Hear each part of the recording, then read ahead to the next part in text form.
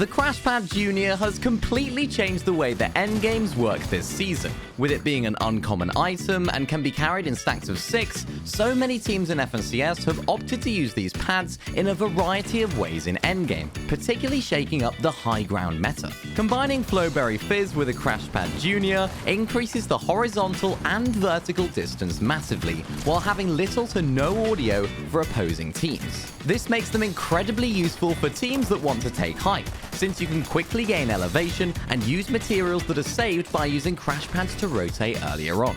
Last weekend during the semi-finals, we saw complete chaos on high ground as so many teams try to simply crash pad up onto high and take it for themselves.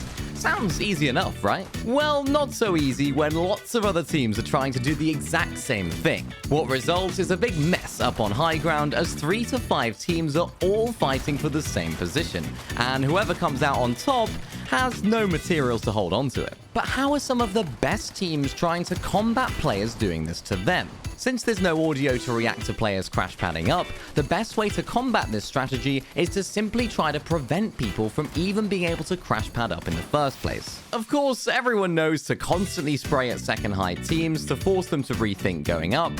However, some sneaky teams will still find a way, since crash padding up is so quick. There are 2 main ways to combat crash pads this season, and when combined, they make holding height that little bit easier. The first of these is playing multiple layers as a duo to ensure that a team coming up don't have a single focal point when looking to land from a crash pad. Fyron and Philip Monk did this really well in their win over the weekend. As while Philip Monk was able to tarp ahead on a higher layer, Fyron was able to hold down the fort from below and swat away any pesky crash padders. Then the second part of this strategy comes from the height at which this team are above the lobby. Because they're so high up, anyone that even thinks to crash pad up simply cannot, and they can efficiently use their materials to hold on to height. Then, when it comes down to the last few remaining players, Fyron can drop down using Nitro, frag out, and then all Philip Monk needs to do is hit the final shot to close out the game with a victory royale. Although there's no guaranteed way to stop the crash pad chaos in endgame,